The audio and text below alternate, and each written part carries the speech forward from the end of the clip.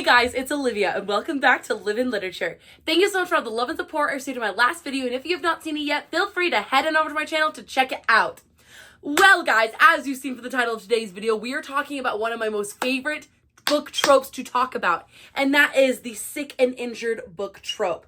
Now, let me just give you guys some backstory as to why I decided to film this video this week. As none of you probably know, because I haven't said anything to anyone really, 2 days ago, or yesterday, I guess, when you're seeing this, it'll be 2 days ago, but while I'm filming this, it was yesterday, I, may or may not have injured myself pretty badly. I broke my foot. Let me see if I can get it into the frame. I don't know if that's in frame or not. If that's not in frame, I'm literally so sorry. I broke my foot, falling down some stairs the other day, and pretty embarrassed about it. It's fine. Like, I'm fine. I'm fine. Totally fine. They literally said it was it's a displaced fracture, so it'll heal in like 3 to 4 weeks, and I can walk on it and I can like do stuff, but I can't like go on any strenuous hikes or anything. Oh, Careful. sorry. Weak ankles. Oh yeah. So it's totally fine, but it got me thinking, because I wasn't gonna film a video because I literally broke my foot, and I was just like, I just can't bring myself to film anything. Like, I don't have the energy. I broke my foot. I'm feeling very like, oh, poor me, poor me, poor me. I'm a damsel. I'm in distress. I can handle this. Have a nice day. But that's not the energy we're having for Slut Girl Summer. So I picked myself up and I said, what do I want to film? What do I want to talk about to the audiences of the YouTube community? And then I really got to thinking, and I said, you know what? We got to talk about the sick and injured trope. As a girly who was injured, fell to her knees and rolled her ankle and broke her foot, we need to be talking about the importance of the sick and injured book trope in literature, which is my favorite thing ever. So today we're going to have you some fabulous recommendations for you with this amazing book trope that I absolutely love. It's literally the best. I love the sick and injured trope because it's a great opportunity for our main characters to show unrequited like protection and love and like generosity amongst their partners, whomever they may be. And I eat this up every time. Like when he comforts her when she's sick, or when he helps heal her when she's sick, or when he's there for her, like that to me, it speaks volumes. It is sexy, it is beautiful, it is so hot, and I love it every time. And I will eat it up in legitimately every book I read. Do you ever stop eating? I'm hungry. It's the best trope, in my opinion. So we have a wide selection of books for you today. We have some fantasy, we have some urban fantasy, we have some contemporary fiction, because that is so fun and so cute. These are all going to be all 5-star reads, all some of my favorite books that I've ever read, like legitimately just favorites all around. So I'm so excited to talk about them with you guys today. But before we get into that really fast, I just want to talk about, I did get myself slightly out of my reading slump that I was telling you guys about last week, and I read a problematic summer romance by Ali Hazelwood. Now, I have read just a few of Ali Hazelwood's books, obviously my favorite being Bride, which I never stop talking about, and we will be discussing in today's video. But I've read quite a few of her books, and I've like dabbled a little bit. I'll be honest, I just think she needs to quit her day job in writing contemporary fiction and only write paranormal fantasy. But that's just me. Yeah, it's just my opinion. I'm not bullying you. I rated this one a 3.5 stars. Again, like nothing to complain about, but like nothing to write home about. Like I enjoyed the book. I had a good time. I enjoyed reading it. It was what it was. It was a cute, problematic summer romance. And that's exactly what I needed to read right now. I just needed something easy, something fun, something quick. And this definitely got me through that. So if you're looking for something fun and easy and quick, definitely give Problematic Summer Romance a look-see. It has an age gap romance, which I absolutely love and a super big fan of. So if you're wanting to read something like that, go read this one. I really enjoyed it, and that's what I just finished reading. Now, moving on back to the video of the sick and injured book tropes. Again, like I said earlier, I absolutely just love this trope. I think it is a staple to the book community. I think it is a great opportunity to show vulnerability in our characters. And it just makes me the happiest ever. Like, I truly love it. I think it's absolutely fabulous. And I can't wait to show you guys these amazing recommendations. So let's get started. First one we're going to talk about is from one of my all-time favorite cowboy romances. Yes, guys, 3 out of the 6 books in this recommendations are going to be cowboys. Listen, just get into it. Just accept it. Cowboys should be a part of everyone's life. And I really love this one. And that is Lila Sage's Lost and Lassoed. This is the third book in the Rebel Blue Ranch series, and I cannot stop talking about it. This one is an enemies to lovers, and the how it kind of works is it's Teddy and Gus. Gus is the main guy. He has a daughter. He's single dad vibes because I talked about him on our book boyfriend's daddy edition, and he is sexy daddy. And one of my favorite moments that happens in this book is Teddy's watching his daughter a lot. She comes over one night and she is cramping really bad. She has super bad period cramps, and Gus like fully just like turns into like hot sexy man mode and just like takes care of her. He puts her on the couch, he gets her the heating pad, he grabs her Midol, and she's confused because she's like, why does a grown single man have Midol in the house? And he's like, my sister always had it in the house. I will always carry it in the house for the women that are around me just in case they need it. Very sexy, very hot. Damn, he's cute. Holy shit. Men, take notes. Midol should always be in the house, okay? Take notes. And this one is no exception. Like, truly, Gus is such like a giver and a caretaker. All you country boys saying you know how to treat a woman right. Well, only a woman knows how to treat a woman right. He's so used to caring and giving for all the other people. And Teddy, I think, is just not used to that. She's not used to being cared for. She's used to like doing things all on her own. She's a very independent woman. And it's just this one moment where she's just kind of like bowled over by his like generosity and for just like checking in on her. And he's just like, no, let me take care of you. Like, let me like get you set up and like, let me like, you know, do what I got to do so that you can be okay. It's just a very sexy and sweet moment. And I think that it makes the book so much better. So everyone go give this one a try. The next one I want to talk about is another cowboy one, but this one is Elsie Silver, okay? My tried and true, one of the faves. We have a photo finish from the Gold Rush Ranch series. Okay, so in this one, in the Gold Rush Ranch series, this is the second book in the series, we have Cole Harding and Violet Eaton. So Violet is a horse trainer, like living on the property, and Cole and her have a past that is like a little bit salacious, a little bit of an online scandal sort of situation.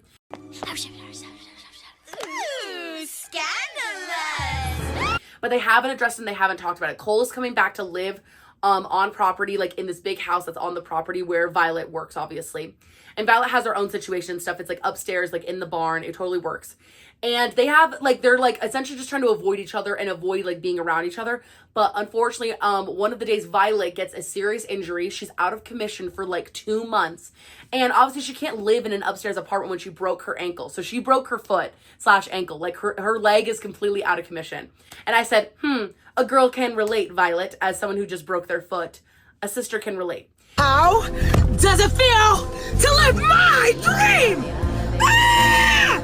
And so Violet needs help and needs somewhere to stay. And Cole's house is completely like, it's a 1-story house. There's no like stairs or anything like that. And it also just kind of makes sense just because Cole lives on his own. He has a guest room. And so Violet comes to live with him, and it's very awkward at first because like there's a lot of tension between them. They don't know how to act around one another. And then Cole is slowly doing his best to like care for her as she's like recovering, but she doesn't want to be babied by him, obviously. But you know, she does need some help, and even if she doesn't want to admit it. And Cole is there to step in and like take the reins and essentially like help her out a little bit. The romance in this goes crazy and the spice goes crazy. And there's a huge cliffhanger reveal that happens in this book. There's another injury bit that happens, but it's him. He gets injured and Violet's the one who's taking care of him. And it is like, it's just like crazy like what happens. Like it's absolutely insane. And it's like such a crazy reveal. I'm not going to say what the reveal is, but it like blew my mind when it happened because I was like, what the frick? Like how did I not pick up on this like literally the whole time, the whole book? It's like so cute and like really sweet, and she takes this moment to like take care of him. So there's a lot of caretaking in this book, which like I really love, and I think it's a very sweet relationship. Cole and Violet have like such good sexual chemistry. Honestly, get me a cowboy who lets me stay in his guest house like and on his first floor and takes care of me while my foot is healing. You know what I'm saying? So anyways, living for this one, it's absolutely so hot and sexy. Definitely give this one a read. The last final cowboy one I'm going to recommend for you, okay? No more cowboys. This is the last cowboy one, I think. Maybe. Don't take my word for it just yet. I think it's the last one. But it's going to be my most favorite one. My favorite cowboy book of all the cowboy books. You all know it. You love it. It's my favorite one. It is Heartless by Elsie Silver. This one is so good. Okay, this one is between Cade Eaton and Willa Grant. If you recognize the Eaton name, Violet Eaton from the last book in A Photo Finish is Cade's sister, okay? But Violet lives on a completely separate ranch. She has her own separate thing she's doing separate from her brothers who are in this series. This is the Gold Rush Ranch series. This is the Chestnut Springs series. So in the Chestnut Springs series, Cade Eaton is a single dad raising his son on his own. His wife, his ex-wife is kind of like out of the picture. She's just kind of like, you know, she's out of the picture. She's not helping out. And Willa Grant comes to live at his house for the summer to take care of his son while Cade is taking on a lot more responsibilities with the farm and stuff. And Willa is very much like a free spirit. She's also a very like independent woman, very similar to Teddy and Gus vibes from Lost and Lassoed.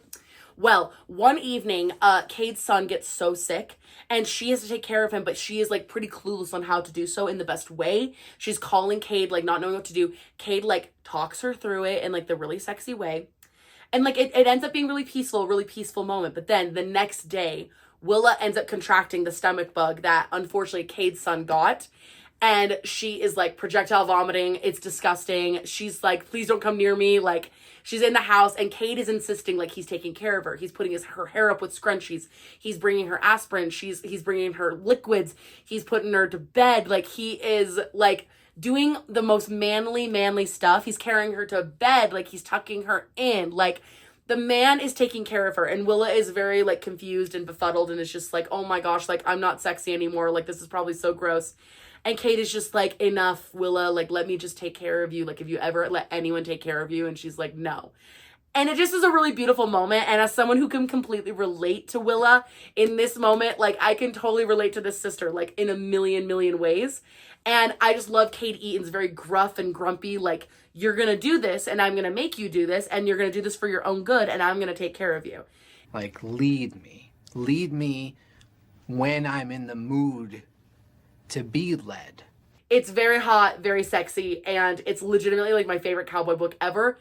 Please go read Heartless by Elsie Silver. It's legitimately amazing. Next, we're getting into something a little bit different when it comes to the sick and injured trope. We are talking about one of my new favorite romance books, Honor by Danielle Baker. Okay, Honor from the Sky Ridge Hotshot series. This is the third book in the Sky Ridge Hotshot series. Each of the books focuses on a different Sky Ridge hotshot, which these guys are wildlife forest firefighters. So they fight wildfires in the forest, which is so hot and sexy. Okay, like enough said there.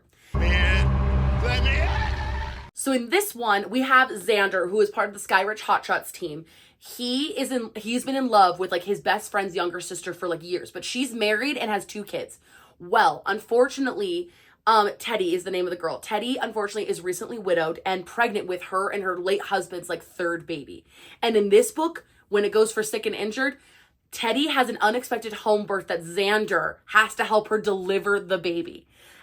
And when I tell you that this man talks her through it, it's maybe one of the sexiest things I've ever read. Like this woman is quite literally giving birth at home in an unexpected way. And this hot and sexy firefighter is talking her through it. Like knows exactly what to do. He steps in, he takes over. And when I say that might be the sexiest thing I've ever read is this man delivering a baby. Oh my gosh. Legitimately rocked my literal world. This whole book is a big book about caretaking as well. Obviously, Teddy has 3 kids with her late husband, and Xander is a hot and single man. And he slowly becomes closer and closer to Teddy and her family, and he like wants to like, you know, be with her, but he also is like, I know you have your late husband. He's like, I don't want to like encroach on that. And obviously she like is grieving, but then also like having to raise a baby in the midst of all of this. Like she needs help, and Xander steps in and is like the best help ever. Like when she has that baby and he talks her through it, oh, it's so hot and sexy. Like it is hot, and like it shouldn't be, but it is. Okay, it's just hot and sexy the way that he does it. Okay, and that is like one of the most like prominent ones in this book that I can think of. There are several moments of like sweetness and caretaking in this book that just like makes my heart soar. But legitimately, it's my favorite one in the Sky Ridge Hotshot series. I do recommend you read the whole series like in order, 1st, 2nd, and then 3rd. But like legitimately, Honor, best one in the series. Xander is so fine. I'm absolutely obsessed. Like everyone, just go read this book, okay? It's amazing. Now to talk about the fan favorite, the girly, the woman who I love and adore. It's Bride by Ellie Hazelwood. Guys, I freaking love this book. I love Bride, okay? Werewolves, vampires, paranormal romance. What is not to love by that? It's an arranged marriage. So something that I absolutely love about this book is that it is low-key like mafia vibes. So when Misery Lark, the vampire, marries Lo Moreland, the alpha werewolf of this other pack, it's essentially feeling like very mafia-esque. Like he's part of this like alpha pack that feels very mafia. Like people are under surveillance at all times. Like he's protecting his assets. She's one of his assets that he is protecting. And at one point, something gets infiltrated into like their system and she ends up like almost dying because of it. She ends up in some serious trouble, injured, sick, almost dying, like on death's door. And Lo Moreland is beside himself. He is kneeling at her bedside. He refuses to accept help from anyone. He is constantly checking in on her. He is worried the house down boots. And this man would never leave her uncomfortable. He would never leave her in pain. If he could take it from her, he would. And the way that Lo cares about Misery is in a way that like no man has ever cared about a woman as much as he cares about this woman. And truly, like I am moved to tears by this. Like this moves me to tears. I cried all over this book. Like it's so good. Like the sick and injured trope in this one, regardless of just how amazing it is, the whole book in general is fabulous. And I feel like they have such a great dynamic, and the werewolf vampire thing of it all, oh, it's so hot and sexy. Ellie Hazelwood, please quit your day job and just write paranormal romance. I just want paranormal. Like I don't want any more contemporary fiction. Just write this. God, I come before you as a loyal, subservient servant. Holy is thy name. I have seen what you have done. But also you can keep writing contemporary fiction. I just want you to know how much I love Bride. So anyways, everyone needs to go read Bride. It is absolutely so fun, so hot, so sexy. Such a good one. And last but certainly not least, I would be remiss if I did not talk about my one new favorite fantasy romance, okay? Fantasy romance book that I just read, and that is Shield of Sparrows by Devin Perry. Guys, Shield of Sparrows is like the #1 trending fantasy romance, not romantasy book out there. And I absolutely adore it, okay? Shield of Sparrows has one of the best plots of all time and has one of the most delicious sick and injured tropes of all time.